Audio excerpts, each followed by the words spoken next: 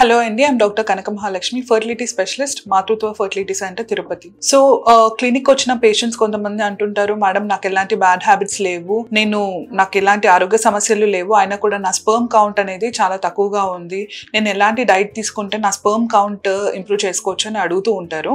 So ఈరోజు వీడియోలో మనము ఎలాంటి ఫుడ్స్ తీసుకుంటే స్పర్మ్ కౌంట్ ఇంప్రూవ్ చేసుకోవచ్చో చూద్దాం. సో స్పర్మ్ కౌంట్ ఇంప్రూవ్ అవ్వాలంటే మనం మెయిన్గా యాంటీ ఆక్సిడెంట్ రిచ్ డైట్ అనేది తీసుకోవాలి. ఈ యాంటీ ఆక్సిడెంట్స్ అనేటివి మనకు స్పర్మ్ క్వాంటిటీ క్వాలిటీ ఇంప్రూవ్ అవ్వడానికి చాలా హెల్ప్ అవుతూ ఉంటాయి. సో ఈ యాంటీ ఆక్సిడెంట్స్ అనేటివి కొన్ని సర్టెన్ ఫుడ్స్ లో ఎక్కువగా ఉంటాయండి. అవి ఏంటో చూద్దాము. ఫస్ట్ థింగ్ వచ్చేసి వాల్నట్స్. ఈ వాల్నట్స్ లో మనకు యాంటీ ఆక్సిడెంట్స్ చాలా ఎక్కువగా ఉంటాయి అండ్ ఒమేగా 3 ఫ్యాటీ యాసిడ్స్ కూడా ఎక్కువగా ఉంటాయి. దీని వల్ల మనకు sperm quantity and quality improve అవ్వడం జరుగుతుంది. అండ్ సెకండ్ థింగ్ వచ్చేసి గ్రీన్ లీఫీ వెజిటబుల్స్.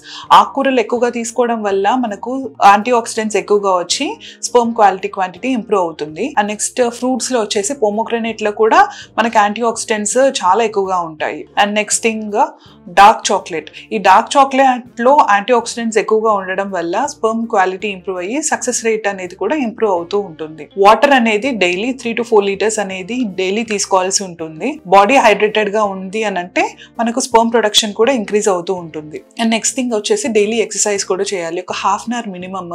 మనకు ఎక్సర్సైజ్ చేయడం వల్ల మెటబాలిజం ఇంక్రీజ్ అయ్యి మన హార్మోన్స్ అనేటివన్నీ బ్యాలెన్స్ అవుతూ ఉంటాయి. దీని వల్ల కూడా మనకు సక్సెస్ రేట్ అనేది ఇంప్రూవ్ అవుతూ ఉంటుంది. అండ్ నెక్స్ట్ థింగ్ వచ్చేసి daily at least 7 to 8 hours sleep అనేది వెళ్ళేలా చూసుకోవాల్సి ఉంటుంది. స్ట్రెస్ లెవెల్స్ మేనేజ్ చేసుకోవాలి. ఈ స్ట్రెస్ లెవెల్స్ మేనేజ్ చేసుకోవడానికి యోగా కానీ మెడిటేషన్ కానీ ఇవన్నీ కూడా ట్రై చేయాల్సి ఉంటుంది. అండ్ నెక్స్ట్ థింగ్ కొంతమంది ఎంప్లాయీస్ సిస్టమ్ వర్క్ ఎక్కువగా ఉంటుంది. వాళ్ళు ఏంటనంటే డైరెక్ట్ గా ల్యాప్టాప్ ని ల్యాబ్స్ మీద పెట్టుకోకుండా ఉండటానికి ట్రై చేయాలి. ఎందుకనంటే అలా పెట్టుకుంటే మనకి హీట్ ప్రొడక్షన్ అనేది ఎక్కువగా జనరేట్ అయ్యి స్పర్మ్ ప్రొడక్షన్ అనేది దెబ్బతింటూ ఉంటుంది. అండ్ వీలైనంతగా టైట్ క్లాతింగ్ అవాయిడ్ చేయాలి. కొంచెం లూజ్ కాటన్ క్లాత్స్ వేసుకుంటూ ఉండాలి. అండ్ ఇంకొకటి ఏంటనంటే wife and husband 2 to 3 days frequent గా మీట్ అవ్వడం వల్ల ఏమవుతుంది అని అంటే స్పర్మ్స్ అనేటివన్నీ అలానే స్టోర్ అవ్వకుండా మనకు ఫ్రీక్వెంట్ గా రిలీజ్ అవుతూ ఉండి మనకు స్పర్మ్ ప్రొడక్షన్ ఇంక్రీజ్ అవుతూ ఉంటుంది.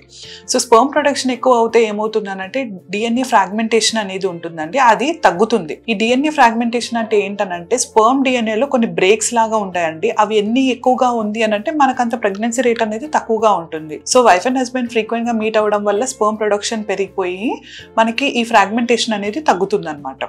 సో ఇప్పుడు చెప్పిన టిప్స్ అన్ని ఫాలో అయితే మీకు ఒక 3 months లో స్పర్మ్ కౌంట్ అనేది ఇంప్రూవ్ అవ్వడం జరుగుతుంది. Thank you.